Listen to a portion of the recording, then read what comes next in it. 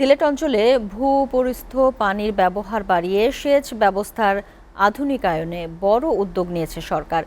নদী, পাহাড়ি ছড়া ও খালের পানি ব্যবহারের ফলে কমছে ভূগর্ভস্থ পানির উপর নির্ভরতা, তেমনি অনাবাদি জমি আসছে চাষের আওতায়। এতে খাদ্যশস্য উৎপাদন বাড়ার পাশাপাশি কৃষিতে নতুন দিগন্ত উন্মোচিত হচ্ছে। সিলেট থেকে আবু তাহের চৌধুরীর পাঠানো তথ্য ও ছবিতে ডেস্ক রিপোর্ট। প্রকৃতি ও পাহাড়ে ঘেরা সিলেট একসময় পানির অভাবে বিশাল এলাকা অনাবাদি থাকলেও এখন চিত্রটা ভিন্ন।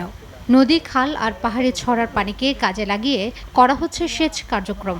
বিএডিসি এর এই উদ্যোগে এক ফসলি জমি রূপ নিচ্ছে দু ফসলিতে। এই প্রকল্পের মাধ্যমে আমরা বুরু মৌসুমে আমাদের যে অনাবাদ জায়গাগুলো আছে এগুলা চাষ করতেছি। মোটর দেওয়ার কারণে আপনার সহযোগিতায় মোটর বানাবো আছি আমি।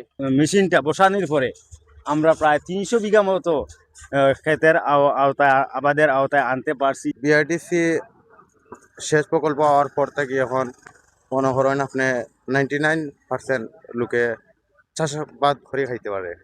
ভূগর্ভস্থ পানির উপর চাপ কমাতে আধুনিক সেচ নালা তৈরি করা হচ্ছে মাটির নিচ দিয়ে, যাতে জমির অপচয় না হয়।